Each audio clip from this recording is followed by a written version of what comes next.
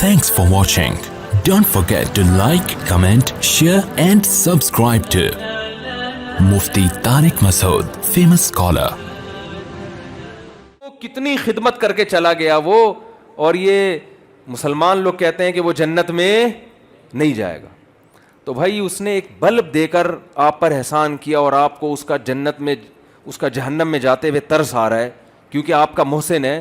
تو جس خدا نے سورج دیا, چاند دیے, جس خدا نے ایڈیسن کو پیدا کیا, جس خدا نے اتنے بڑے بڑے ان لکم فی الانعام لعبرا نسقیکم مما فی بطونہ من بین فرث ودم لبنا خالصا سائغا للشاربین, قرآن کہتا ہے سوکھا چارہ ہم ان جانوروں کو کھلاتے ہیں, سوکھے چارے کو تم رگڑ کے دیکھو تیل کا ایک قطرہ نہیں نکلے گا, لیکن اس جانور کو کھلاتے کیسا چکنا گاڑا دودھ اس سوکھی گھاس سے اللہ نکال کے دکھاتا ہے. اور اس خالصاً فرمایا کہ نہ اس میں گوبر کی بدبو نہ خون کی بدبو. ایک ہی فیکٹری میں اس چارے سے گوبر بھی بن رہا ہے, خون بھی بن رہا ہے, دودھ بھی بن رہا ہے, لیکن اس فیکٹری میں جہاں دودھ تیار ہو رہا ہے نہ گوبر کی بدبو آتی ہے نہ خون کی رنگت. خالصاً یہ اس کا کلر دیکھو اور مزہ دیکھو, سائغا للشاربین, پینے والوں کے حلق میں پھسلتا چلا جاتا ہے. بتاؤ دودھ کی ایجاد عجیب, زیادہ عجیب ہے یا بلب کی ایجاد؟ دودھ کی ایجاد بلب سے کئی گنا زیادہ عجیب. اور یہ دودھ اگر ہمیں پینے کو نہ ملے, ان بلبوں کو ہم خود ٹینشن میں آ کے اپنے ہاتھوں سے توڑ کے ختم کر دیں گے. کس قدر بڑی نعمت جس خدا نے, اور یہ ایک نہیں ہے, وَإِن تَعُدُّوا نِعْمَةَ اللَّهِ لَا تُحْصُوهَا. قرآن کہتا ہے اگر ایڈیسن کی نعمتوں کو گنو گے 4-6 سے زیادہ اس کی چیزیں نہیں ملیں گی, اور وہ بھی اللہ کی دین ہوں گی. اللہ نے اس کی کھوپڑی میں ڈالا ہوگا کہ تو یہ بنا دے, خود سے نہیں جاتا کچھ کسی کا دماغ. اور جب اللہ کی نعمتوں کو تم گننا شروع کرو گے, لا تحصوها, تم قیامت آ جائے گی ان نعمتوں کو شمار نہیں کر سکتے. تو اس خدا سے جب تک آپ کو محبت نہیں ہوگی, اس خدا کے احکام کا التزام نہیں کرو گے, تو جنت میرے بھائی اللہ نے بنائی ہے. جس خدا نے جنت بنائی ہے وہ اپنے پرچے میں پاس ہونے والوں کو اس جنت میں داخل کرے گا. اس کا اپنا معیار ہے, جنت کا ہمارا اخپل معیار نہیں چلے گا, اس کا اپنا معیار ہے, اس معیار پہ پورا اترنا پڑے گا. اس سائنسدانوں کی تھوڑی ہے جنت جو ہم کہیں کہ جی سائنسدانوں نے بنائی ہے. جس خدا نے بنائی ہے وہ کہہ رہے میرے معیار پہ چلو.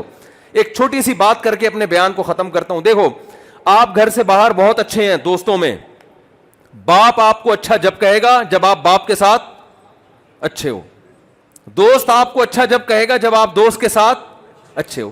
اچھائی اور برائی کا جو معیار ہے وہ ہر ایک کا دوسروں سے مختلف ہے.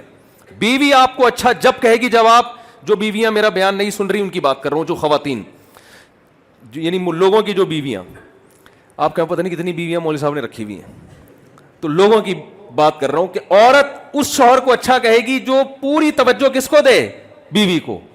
لیکن ساس اس شوہر کو اچھا, اس بیٹے کو اچھا کہے گی جو پوری توجہ کس کو دے, ماں کو. تو میرے بھائی ہمارے ہاتھ میں اگر جنت ہوتی تو پھر ہمارے معیارات دوسروں سے مختلف, ہر شخص کا اپنا معیار. جنت چونکہ اللہ نے بنائی ہے لہذا معیار بھی کس نے رکھا ہے, اللہ نے. اللہ کہتا ہے جو سب سے پہلے میرے ساتھ مخلص ہوگا اس کو میں جنت میں داخل کروں گا. تو یہ اللہ کا معیار ہے. تو اللہ نے 4 شرطیں بیان کی, یاد رہیں گی. نیت اچھی ہو, نمبر 2 کوشش بھی کرے, نمبر 3 اس کوشش میں بدعتوں کو شامل نہ ہونے دے, اور نمبر 4 عقیدہ بھی اس کا صحیح ہو. یہ 4 کوشش ہوگی تو اللہ فرماتے ہیں فَأُولَئِكَ كَانَ سَعْيُهُمْ مَشْكُورًا, ان کی کوشش کا صرف بدلہ نہیں ملے گا, بہت اچھا بدلہ ملے گا.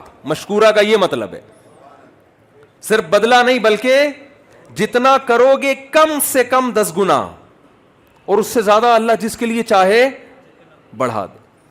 تو اللہ سے دعا ہے جو باتیں اللہ نے کہلوائیں اس میں جو کمی کوتاہی ہوئی اللہ معاف فرمائے. وہ تھوڑا سا میں ٹاپک آپ کے سامنے ایک بیان کر دوں, وہ میں جہاں جاتا ہوں وہ دعوت میں پہنچاتا ہوں. لوگ مجھے کہتے ہیں آپ ہر محفل میں 4 شادیوں کا ذکر کیوں کرتے ہو؟ میں کہتا ہوں اس لیے کہ دیگر حضرات کسی محفل میں اس کا تذکرہ نہیں کر رہے, ٹھیک ہے, تو مجبوراً کر رہا ہوں میں. جب دیگر حضرات بہت زیادہ تذکرہ اپنے بیانات میں شروع کر دیں گے تو پھر ہم یہ تذکرہ, کیا خیال ہے بھائی, ہم چھوڑ دیں گے. اب سوال پیدا ہوتا ہے دیگر حضرات یہ تذکرہ کیوں نہیں کر رہے؟ بھائی اس تذکرہ کرنے کے لیے پہلے ان کو دوسری شادی کرنی پڑے گی. لوگ کہیں گے اتنا اچھا کام ہے تو خود کیوں نہیں کر رہے بھائی؟ تو یہ ٹینشن ایسی کریٹ ہو گئی ہے, ٹھیک ہے نا, وہ ایک ہمارے والد صاحب ایک نصیحت کیا کرتے تھے کہ جب بھی کوئی شخص آئے نا اور کہے کہ اتنا پیسہ مجھے دو, میں کاروبار میں لگا کے اتنا پروفٹ دوں گا, تو آپ اس سے بولو جب تیرا اتنا اچھا کاروبار ہے تو میرے سے جو پیسہ لینا تھا وہ بھی اپنا ہی کیوں نہیں لگا دیتا اس میں, یا تو ہے نہیں نا اس کے پاس. اب ہے نہیں تو تجھے کاروبار کا تجربہ کہاں سے ہوا؟ تجربے کے لیے بھی تو پیسے چاہیے نا. اور اگر تیرے پاس پیسے ہیں تو مجھ سے کیوں لے رہا ہے؟ تو واقعی یہ جو آدمی پیسے لینے کے لیے آتا ہے نا, وہ اتنا اچھا بن کے آئے گا لینے سے پہلے. ہمارے حضرت ایک بات فرمایا کرتے تھے کہ اس زمانے میں جو کسی کو قرضہ دے وہ بے وقوف, اور جو لے کے واپس کر دے وہ اس سے بڑا بے وقوف. اب اس وقت میری سمجھ میں یہ بات آتی نہیں تھی کہ جو دے وہ بے وقوف, تو سمجھ میں آتا ہے قرضہ دے یا انویسٹمنٹ کے لیے پیسے دے.